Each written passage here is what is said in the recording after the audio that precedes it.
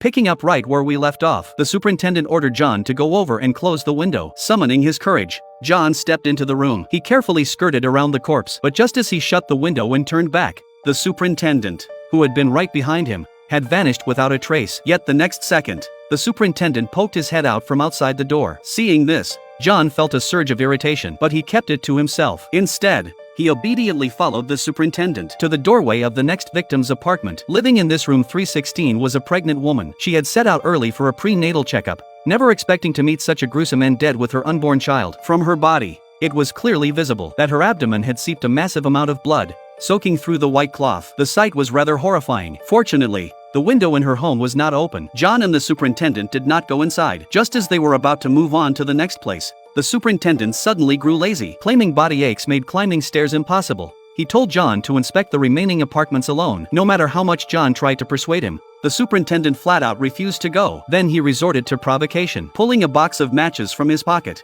he told John to choose, light his way with matches or use the flashlight. Young and hot-blooded, how could John tolerate this? Though terrified moments before, driven to prove he was a real man, he grabbed the matches and headed upstairs alone. Meanwhile, three boys, bored stiff by the power outage at home, decided to head down to the lobby to play. But upon reaching the first floor, they discovered the lobby was already flooded by the heavy rain. With no choice, they headed back upstairs and began playing a game of knock-a-door run, going door to door. Approaching room 207, they were surprised to find the door wasn't locked. The three curious boys stepped inside. The room was coated in dust everywhere, looking as if it hadn't been lived in for ages. On the walls hung numerous photos from when the building was under construction. But soon, the kids noticed something odd. In the photos, the building clearly had 15 floors. They had lived here so long, yet never heard a word about a 15th floor. Both the elevator and the stairwell only went up to the 14th floor. What was even stranger, from other photos, they realized this very spot used to be a graveyard. All the tombstones seemed faintly pointing directly toward the location of this building. Next,